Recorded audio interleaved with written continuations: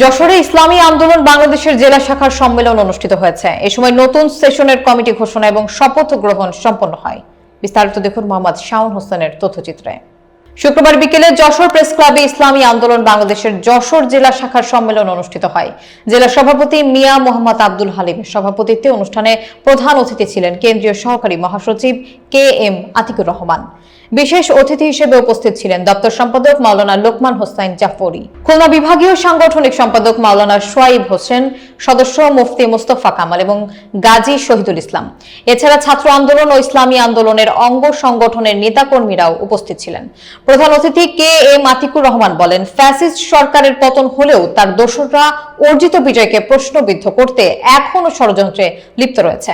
ইসলামী আন্দোলনের নেতাকর্মীদের এসব ষড়যন্ত্রের বিরুদ্ধে অতন্ত্র প্রহরীর মতো কাজ করতে হবে। পরে তিনি বিগত কমিটি বিলুপ্ত ঘোষণা করেন। 2025 ও 2026 সেশনের নতুন কমিটি ঘোষণা এবং শপথ গ্রহণ করেন।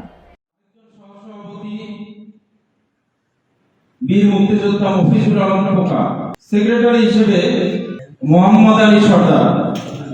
আমি যাদের নাম বলেন, ইসলামী আন্দোলন বাংলাদেশ সর্বাত্মক প্রচেষ্টা চালাবো।